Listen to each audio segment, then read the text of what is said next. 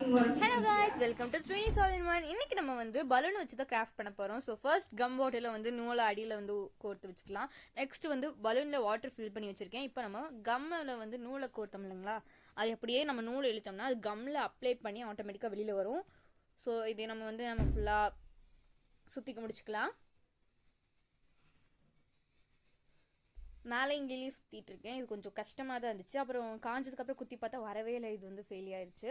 But இது தண்ணியில் போட்டு விளையாடும்போது சூப்பராக ஜாலியாக செம்ம ஃபன்னாகவே இருந்துச்சு. இந்த மாதிரி தண்ணியில் ஒரு ஸ்லைம் மாதிரி தான் இருந்துச்சு தண்ணிக்குள்ளே போடும்போது. பட் கையில் எடுத்தால் வந்து நிறைய இருந்துச்சு. நீங்கள் தண்ணியில் போட்டே வந்து ஜாலியாக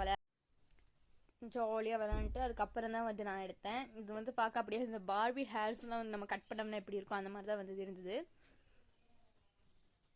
ஓகே, இப்போ செகண்ட் ஹேக் போயிடலாம். அதே தான். இப்போ வாட்டர் பலூனில் தண்ணி பிடிச்சி டிஷ்யூ பேப்பர் நல்லா நினச்சி அதுக்கு மேலே வந்து ஒட்டிக்கலாம். இதுக்கு மேலே வந்து கம் ப்ளஸ் வாட்டர் ஆட் பண்ணி ப்ரஷ்ஷை வச்சு அப்ளை பண்ணி எடுத்துக்கிறேன்.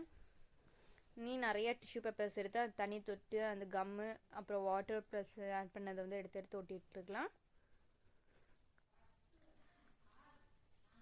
நல்லா வந்து அப்ளை பண்ணிக்கலாம்.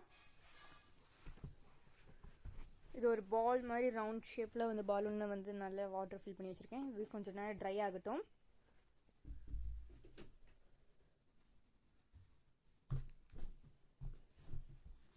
இன்னொரு டிஷ்யூ பேப்பர் எடுத்து லாஸ்ட்டாக அண்ட் ஃபைனலாக வந்து இந்த மாதிரி பெரிய ரோலை ஒட்டிக்கலாம். இத்தனை நேரம் கொஞ்சம் வந்து சின்ன சின்ன பீஸாக ஒட்டிகிட்டு இருந்தோம். ஸோ அதனால் இப்போ கொஞ்சம் பெரிய பெரிய பீஸாகவே எடுத்து ஒட்டிடலாம்.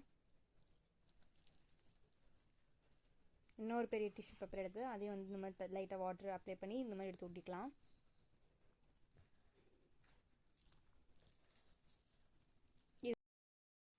ஓகே, இப்போ இது நல்லாவே ட்ரை ஆகிடுச்சு. இப்போ நம்ம வந்து பின்னூசி வச்சு ஓட்டை போடாமல் நம்ம வந்து கட் பண்ணி எடுத்துக்கலாம். ஏன்னா பின்னூசி வச்சு கொடுத்தும்போது போன டைம் வந்து பர்ஸ்ட் ஆகிடுச்சு. அதனால் அந்த த்ரெட்டெல்லாம் வந்து நனைஞ்சிச்சு. ஸோ இந்த தடவை வந்து கட் பண்ணி எடுத்துக்கிட்டு இந்த இடத்துல வந்து நம்ம பலூனை வந்து ப்ரெஸ் பண்ணும்போது வாட்டர் மட்டும் அந்த பவுலில் வந்து ட்ரான்ஸ்ஃபர் ஆயிரும்.